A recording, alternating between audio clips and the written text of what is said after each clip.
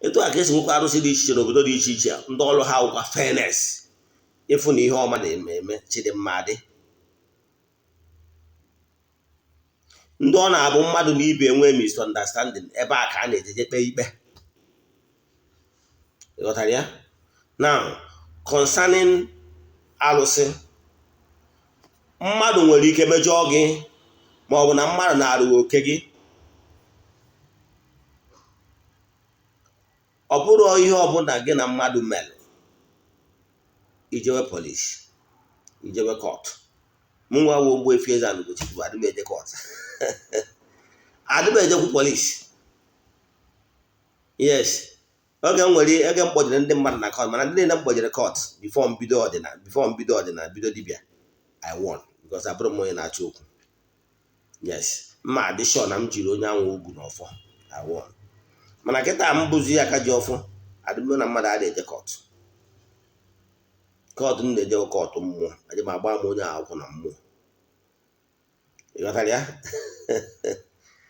ihe ọ yeri m gịnịkwa ka ọ yeri m eje n'ihu mmụọ kọrọ mmụọ ihe niile menụ from A to Z and nke bụ isiokwu m agwa mmụọ ngwacha mmụọ adụpụ m ya si ya ngwa ya ji ekpe ikpe ziri ezi mmụọ apụọ ịghọtara ya na ka mma arụ ga-atụ ọ bụrụ for any reason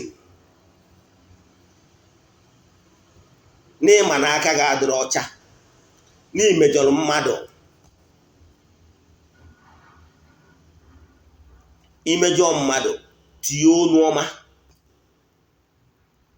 esikwana mmadụ na onwere ihe ọ ga-eme onye gụrụ egwu wụsịrị esi na mmadụ onwere ihe ga-eme na ọ na-egbukwa mmadụ nwụọ n'ike ịghọtara ya ọ na-agbawa obi ma isi mmadụ ya ji eme ihe ọma ihe ọ ya eme ya mee ọcha ịnyụ anwụ na anyụ anwụ hi this is a expensive joke ị na-edikwana mmadụ adịkwa ama ngwụrọ na moto ọsọ ya gwugoro data obere nwa ahụ n'ịfọ n'ahụ ọkụ gala treat that person with due respect and please ịmara agreement gị na mmadụ mere mekwa ya kipụkwa ya esikwana ka imegide mmadụ maka na ị nenere ya maka na o butere ike maka na o nwere ego maka na ị nere ya anya ịgbata ya anya ị karịrị ya iwe sị ka iri oke imekwana ya biko maka na one day monkey go market you no go return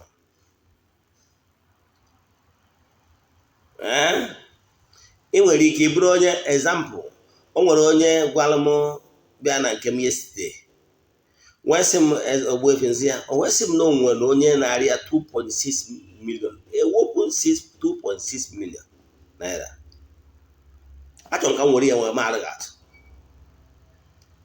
na ọ na-arịa that 2.6 million wee sị ya na ọ ga-ewetara ya Schengen visa. When this guy mentioned this money, I was, wow, how could you fall a victim of that cheap scam? You were going a whopping 2.6 million naira.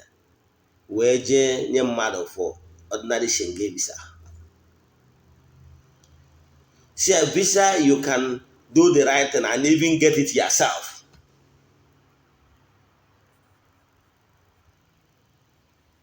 Can even get it yourself.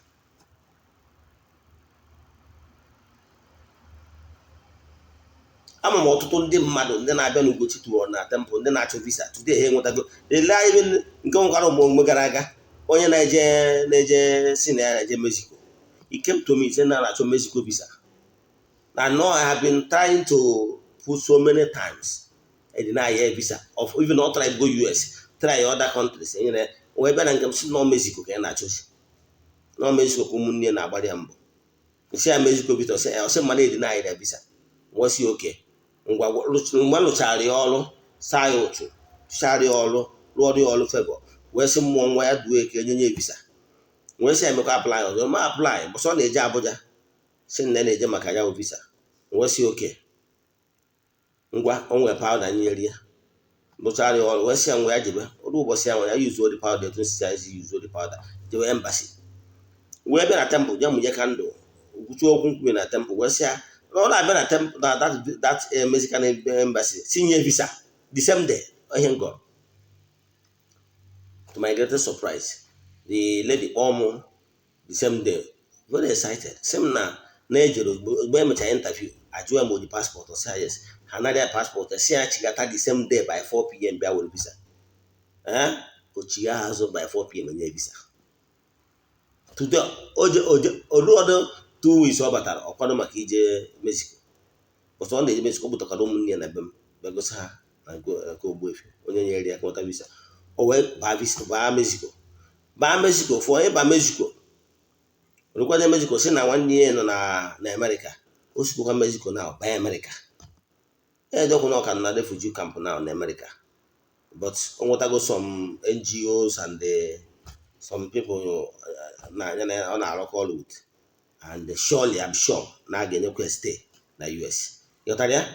So ihe nyi okwu bụ ihe bụ na ka ọ ga-abụ mmadụ wee nye 2.6 million naira for Schengen visa, which ị ma na ịpịacha ihe dị n'ụzọ gị rụọ ọrụ ị kwesịrị ịlụ, follow normal full step, ị gaghị nweta ya yourself. Ndị edere chọwa bitu middlemen ije chọwa nwetara ụmụ ihe ndị a. Now, okay, now the middlemen na onwe ya nwetara agbụkwa na onye dị genuine nwere ike ịgbara ya mbọ truly ị nara mmadụ 2.6 million, which is so huge. Then ka ịkpata na imenyezie the Schengen visa kwere nkwa iri ọnya rie ndọkọrọ. Now the guy is not happy. You understand? Now the guy is not happy, and since the guy is not happy, more will be involved. You got to know more ga involved in here. You got to na more ga involved in here na engage Arusi ka ọ ga pay ikpe zide ezigbo anya ụgwọ. And you know what it means? You got to know. Yes. And more than one person na the woman ya wonchi kwa mmadụ aka gwa m ebe m akwanye.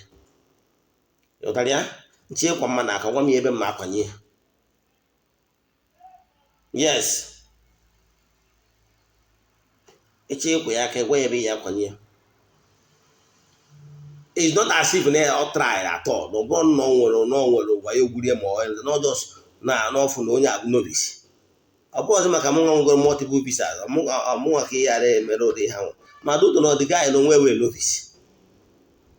Ọma mgbe m mewere ihe Schengen visa ọma mgbe ọ. Na onye nke akịrị wee narị a whole 2.6 million naira. Ka ọ na onwe mekwa na agbakwana mbọ ka ya visa ruo ya aka imeri ya ị na-ajọ mbụ na-ajọ ọbụgharị ya. Ọnụ dị mma ka ejuna ji aga n'ogwu. Now ebe ọ na-ajọ ọbụ the guy is happy. Ọ chọrọ ka mmụọ bata na the case. And do you know what it means when 2 or 3 arụsị chụbara mmadụ? If you go problem mmadụ na-etinye onwe ya. Ịghọtara ya? If you go ụfọdụ amarọ ịmara ka arụsị si arụ ọrụ, ịgba mbọ fụ na n'imegidere mmadụ. Imere mmadụ na onwere ihe ọ ga-eme maka na ị mara ama ngwụrụ na moto onwe onye ihe na n'ọwa ebega n'ime nwa na nwe mbụ Ogbuefi EZE-ANA Ugochi tubelu. If you're on the road, I try to make everybody to be comfortable, and don't underrate anybody, because ọfọ na ogu ka ide ji awani. Mmadụ ma isi ejidere gị ọfọ na ogu ya in trouble. Yọtara ya? So nke a abụọ na onwe business gị na onye a mere. O wee bụrụzie na o nwere ihe mere no business kwụọ ego eluzuo ego. Nke a dị understandable. Ọ bụrụ na gị na mmadụ mee business etinye afịa elu afịa pụtara ma ọ bụ na enwere problem, it's understandable. Mana mmadụ nyere ya whopping 2.6 million naira ekuchie debe ahụ na onwere ihe ọ ga-eme ọchị enyu anwụ na anyụ anwụ. Ọrụ okwu ọjọọ. Ebunusi na ya amaghịrị agba na ọrụ maka mgbe ebu egwu bata na ihu amanne ya. Ya amaghịrị agba ya wụliwe elu. Now more is about to develop.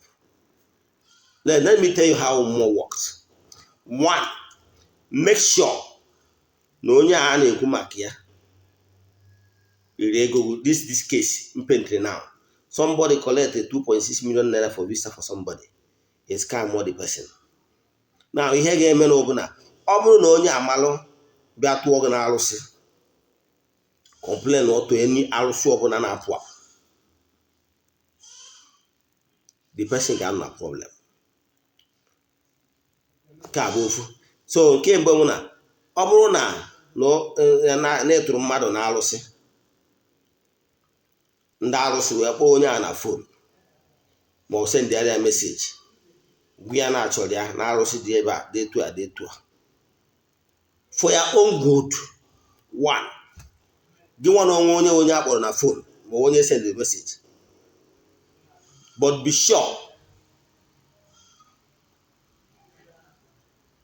na arụsị akpọrọ na ya bụ existing arụsị, ka ọ ghara ịbụ no scam one place na akpọ gị no, mana ọ bụghị na onye akpọ gị na ya bụ Akajiọfọ so deity,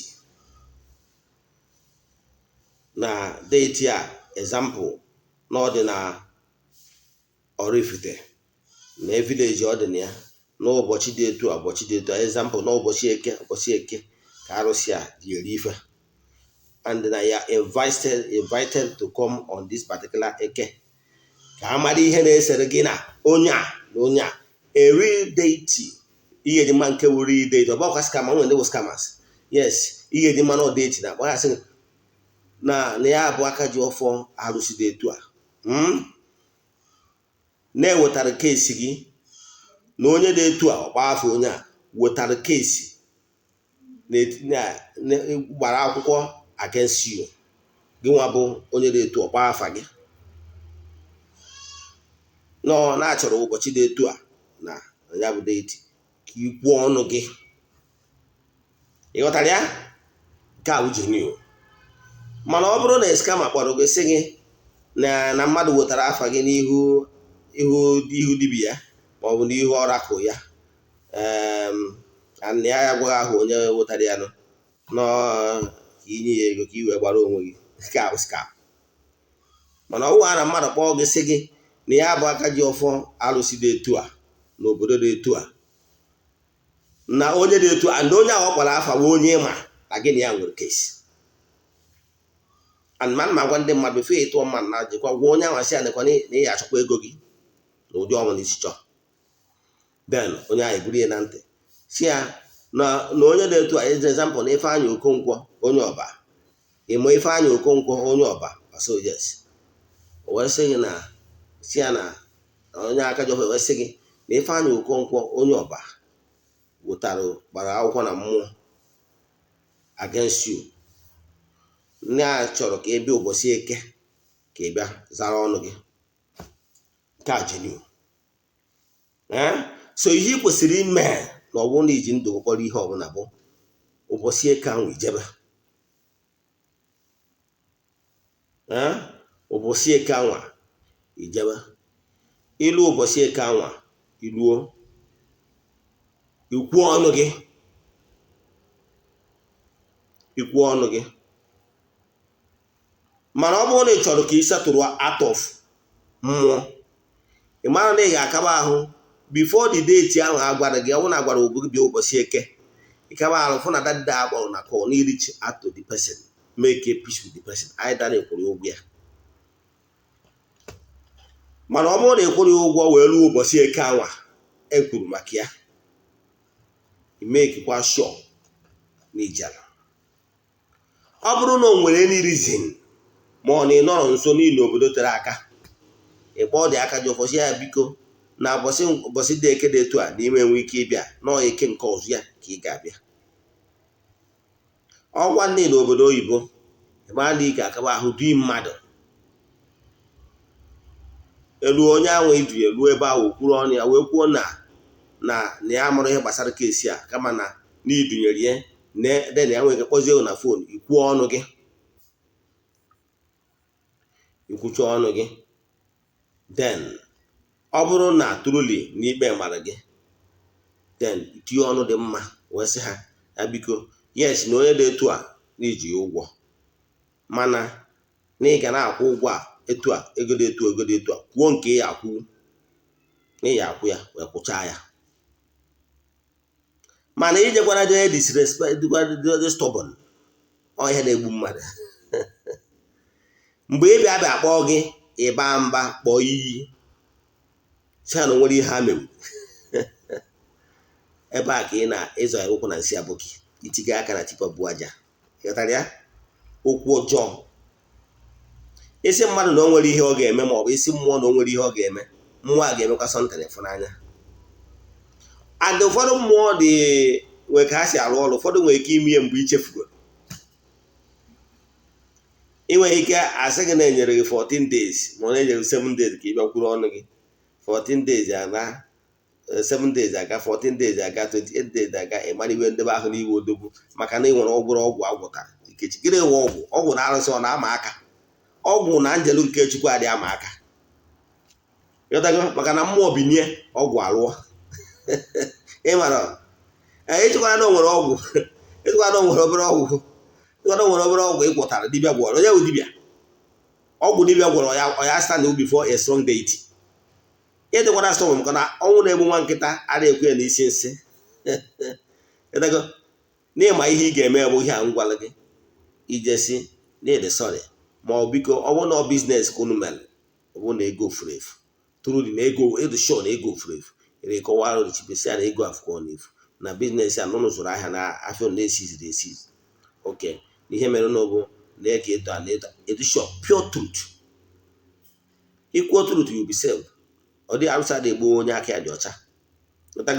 Mana ọ bụrụ na ị bịa kpọọ na ya sị na ime eja igbugokwa onwe gị, dọta mata o nwere arụsị ụfọdụ nwere ike sị ya bụ gbaa nkịtị nyecha aghịrị eyi ya ndị nwe ndị nwere ike ịsa 2 years. Ịma na arụsị na-egbugido mmadụ gbuo nwa na 3 years. Ịmara o nwere ike, mana ụfọdụ arụsị na-enwe ndidi, ndị arụsị na-apụ apụ ozugbo ozugbo. O nwere ike within 6 months 1 year onye ahụ is down. No matter ụdị ọgwụ ọ gwọrọ efe angel one day.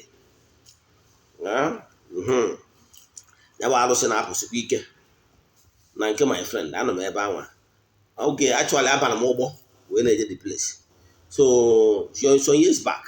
So a na-eje ebe anọ m ebe ahụ onwe ndị mụ na ha bakọrọ speedboat abata n'ụgbọ a. Mfu notice na one of the one man there ahụ adịrị ya, ọ dị restless, or can't even ọ nọ na anọkwụ ọtọ, nọ na anọkwụ ọtọ, nọ na anọkwụ ọtọ.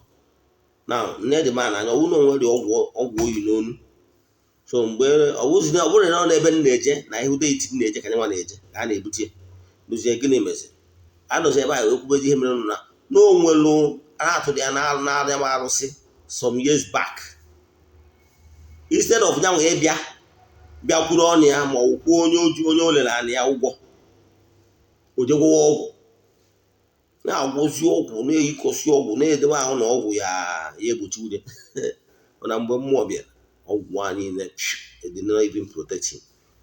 Even mgbe a na-egwu ya abịa na dati mgbe arụsị ejide gị, mgbe ahụ arụsị eji kpagodi esef ihe a ji mara nkụzi esef na azụ na ụfọdụ na-emezi abalị ọnwụ na otiwe bụ na-akpa afọ arụsị ahụ. Ndị be ahụ ya mara na nwere ihe o nwere butere arụsị ka na arụsị dị popular side ahụ. Mgbe a na-ebute onye isi nọ na deeti a wee na ya fụ ọgwụ oyi na osi asịsị ipugoro ọgwụ a je tụfuo ọgwụ arụsị ejidegoro ọ dị ekwuzi okwu.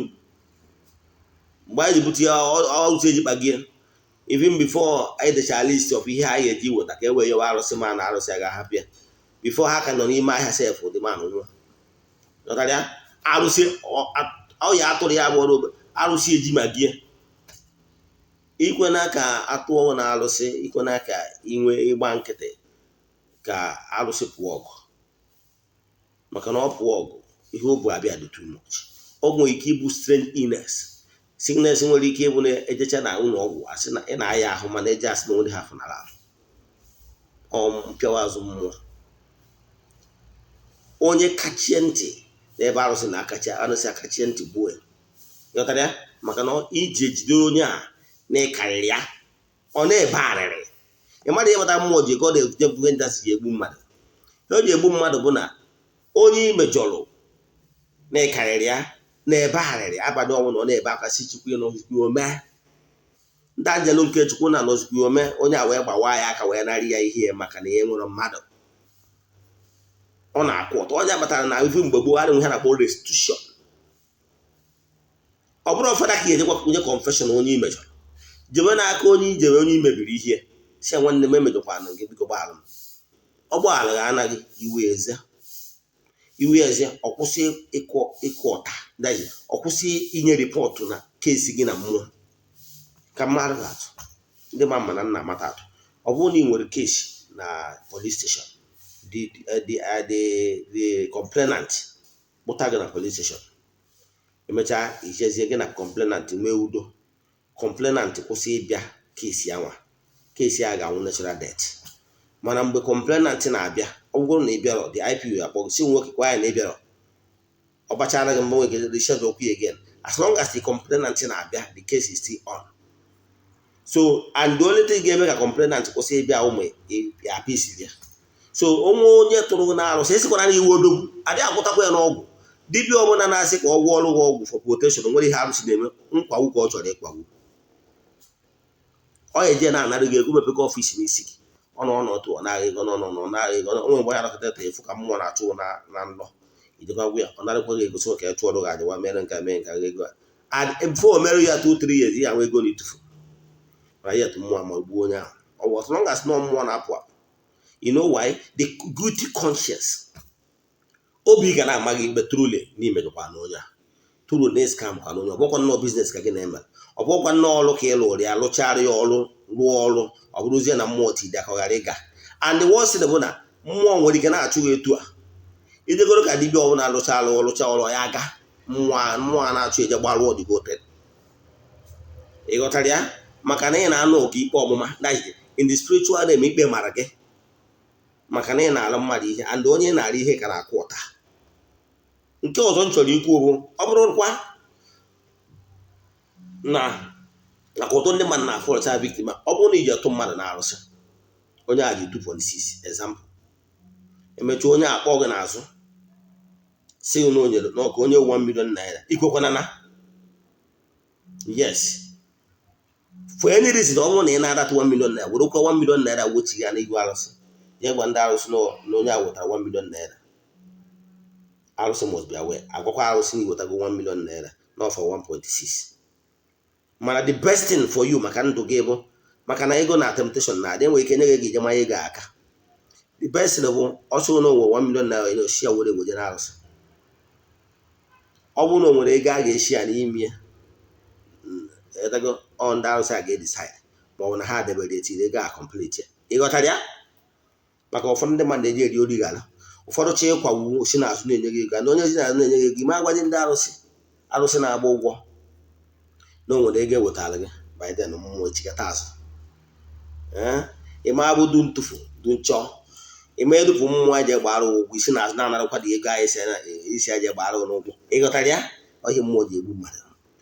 Ịkpọchikwa na ntị ịkpọchie ntị wee jide ego mmadụ 2.6 million naira wee jide ya and ọ bụrụ na ọrụ a na biznes mere onwe ya na ọjọs na ịma nnọjọs scam ya 2.6 million naira na nkịtị na-abụ na ịgwara ya emere visa Schengen and imere ya na and ọ bụrụ na iji onu ọma na-agwụ ya na ịka nọ na the process nọ idebere ya ahụ na iwu odogwu na ego abago n'aka na ikuchigo. Ọ bụrụ na ị ka na-eproses iji nwa na-agwụ ya mana ọ bụrụ na ikuchi gị na ahụ na onwere ihe ọ ga-eme ọ nwere ka imekwa sọntịn ịfụnanya. Ghọtara ya? Now ọ bụrụ na akpọ oku anywhere jee oku ikpe agha ama onye ji eziokwu eruo ebe ọ bụrụ na ikpe amarọ gị anyị nawara onwe gị mana ịkpachikwara ntị sị na ịma eje na iji gwọta ọgwụ pensik ekwuchakwa m onye tụ arụsị si alụ ọrụ. Arụsị nọ for justice and fair and arụsị ga-egbukwa onye na-enye nri ma ọ bụrụ na o mejọ. Ghọtara ya? Arụsị nwere all two-edged sword. Ọ nọ na justice. Nwa mmụọ emegbu na nwa mmadụ ma nwa mmadụ emegbu na nwa mmụọ maka na ihe ha kwuru bufe ihe onye bụ arụsị ihe ọ nọ for justice and fair play. Ghọtara ya? Daalụ. Maka ọ nwere ndị na-ada eme ise gị nwere ike ifiri onye kpata gị ego n'ibute gị ike ma ọ n'ime ihe ọbụla then iwe nọdụ mmadụ ana tụụlụ ịma na imejọrọ onye a mana n'uche gị n'iwu odogwu na ịgwọwago ọgwụ niile ewepụta 10 million naira gwọ maka na ọ nwere ndị dị uke nwere ike ijide mmadụ 2 million instead of inye that 2 million wee 10 million degwa ọgwụ. Mana ana m achị gwa ọgwụ ya na-agwọ ụwa mgbe nta a na-agwọrọ mmụọ ọgwụ. Enweghị ike sị na onye agwọ ogbenye na ọ ya egota wa ọkọ nye mmụọ niile egote efi na-akwụ ya ofu arụsị. O nwere mgbe ya egbudo efi anwa arụsị agwaziere ya dịgo tired of that ya efi because no nwere onye na-ebe arịrị. As long as the person ma the rules keep on na-akwụ ụta on daily basis n'isi gị na-agwa mmụọ onye dụtakwa ihe gbasara kesi onye a na onye a mejọrọ ya one day mmụọ ya agwaghị na efi niile na-egburu ya nonsense. Ghọtara ya? Inwe ajụjụ na nkụzi taa sendelu meseji na WhatsApp 08057837672 maọbụ chụọ na YouTube Ogbuefi EZE-ANA Ugochi tubelu oraifite. Na-echa vidio tụsara ndị ya dịrị ya gazie n'ọfọ. So ihe anyị kụziri n'ụbọchị tata bụ orie bụ alụsị, the installation of alụsị, etu alụsị si arụ ọrụ na ihe ị kwesịrị na etu alụsị si agba ụgwọ, ihe niile ị kwesịrị ịma gbasara alụsị n'ọdịnala Igbo. Ịwụ ọchịcha vidio gwa ndị ya dị ọnụ. Ọ bụrụ na for any reason na o nwere onye imejọ iwe na-ewe ya, maọbụ na o nwere onye imejọ maọbụ rie ego, na o nwere onye gị na-emekọ biznes, maọbụ na o nwere onye na-aja anya ya, maọbụ na o nwere onye ihu humiliated in one way or the other, ọ ga-akpọ ọgụ na alụsị. Ọ bụrụkwa na anyị rụrụ ọrụ nọ na ịkpacha n'anya rie ego na ụdị na ihe eriwe ya, na onye agbara na alụsị gosiri iwe ka na-ewe ya. Ọ bụrụ na ana obi gị na mmadụ mana iwe ka na-ewe onye oje tụọ gị na alụsị, akpọ gị na alụsị jewe ọgụ jebe. Ọ bụrụ na ijero ọma eme ka alụsị na-apụ apụ ghara ịpụ, na ihe ọ ga-eme bụ ọ bụrụ na isi na ime eje onye nọ onye gba alụsị amara gị ihe ọ ga-eme, bara uru ka m gwa gị. Na-ekwu mmụọ nwere ike ịpụ, nwere ike idupụ mmụọ oku n'isi gị ma ọ bụrụ na ejerodo bịaza ya bụ oku. And ị mara guilty conscience ihe na-egbu mmadụ, obi ga na-ama gị ikpe tụrụ n'imejọkwa na onye a ịmajụ ọgajọ ọcha ime emejọ mmadụ kụrụkwa a na-asịkwana mmadụ na onwere ihe ọ ga-eme maka ọ na-egbukwa mmadụ nwụọ n'ike. Mmụọ nwere ike budogoro n'aka ntichasị na-ebutere nseke, one problem to the other, one problem to the other. Ị na-agbagharị na-achọ dibịa ya arụrụ ọrụ wanyere o nwere onye imejọ onye a na-akụ ụta. Ị na-agbagharị na one dibịa to the other wanyere o nwere onye ka na-agbaghị ụta mmụọ, ọ ga na-agbalụ ọrụ dibịa a na-arụ n'isi maka na o nwere onye imejọ ọ na-akụ ụta. Ọ bụrụ na imejọrọ mmadụ onye agba nkịtị, it's a different thing. The person will just with a matter of time, the person will forget about it and move on. O nwere ọtụtụ ndị mmadụ ndị mejọ mbata anyị move on, mana o nwere onye ị ga-emejọ ọjị na ihe kwere, and ihe ọjị na o kwere ihe ọ pụtara na ọka bụ ihe n'obi ya, and o nwere ike idupụ alụsị, and o dupụ alụsị gaa to the extent na ọkọmiti ga-ego ndị alụsị wee kpọọ gị oku. O gosiri na iwe na-enwesi ike, and o nwere ihe ọ bụla ya ịpụghị ime na-abụrụ ime ka calm down kama iji nwe na-akwụ. Mana ikwechiri na ime eme and ịma na ịdị guilty, ọ bụrụ na mmadụ tụrụ na arụsị na onwere ihe imere, mana nke a na ịma na imere ihe instead of nwe ijezi isi na ime eje n'iwe odogwu maka na ịgwọtara ọgwụ 1 million ma ọgwụ 10 million. Ọgwụ a bụ nonsense. Arụsị na-egbukọ mmadụ nwụọ n'ike, yọtara ezigbo arụsị na-apụ apụ. Mana ọ mana ihe mara is only a mystery to you and not all. Nwere ike nwa onwe na anyị dịka ọ bụrụ na arụsị abụrụ ezigbo arụsị na-apụ, mana iji agba ezigbo arụsị na-apụ apụ ọsọ gwa gị jee gwọ ọgwụ 10 million, arụsị ya achọta gị. Just a matter of time. O nwere ụfọdụ arụsị nwere ike inye gị under months, nwee ndị enye gị months 1 year, nwee ndị enye 2 years. Mana onye na-enye 2 years ma ọ ga na-ebutere gị nseke karịrị ego anyị maka ọ ga na-ebutere problem. Problem niile ọ na-enye gị bụ ka ime ihe kwesịrị ime. Echegoro ka ije gwụọ ọgwụ ifu na spend more than that. Ọ ka mma na ịhapụrụ onye ịsọdụrụ ụkwụ ka o nwere onwe ka nwekwa nwere onwe gị. Ghọtara ya? Nwa ajụjụ ị nwere n'ihe gbasara alụsị, installation of alụsị anyị kụzi taa, ma ọ bụ etu alụsị si alụ ọrụ, ma ọ bụ ihe ịtụ mmadụ na alụsị pụtara, ma ọ bụ onye atụrụ na alụsị kere ihe ọ ga-eme, echi watch video in full, jee na my YouTube channel ka watch ya video ọ eburu. Ghọtara ya? Nerecha ya ka ọzịkwa ndị ya dị ọnụ. Inwe ajụjụ send them message na WhatsApp 08057837672 ma ọ bụ chọọ m na YouTube Ogbuefi Ugochi tubelu oraifite. Ya gazie afọ.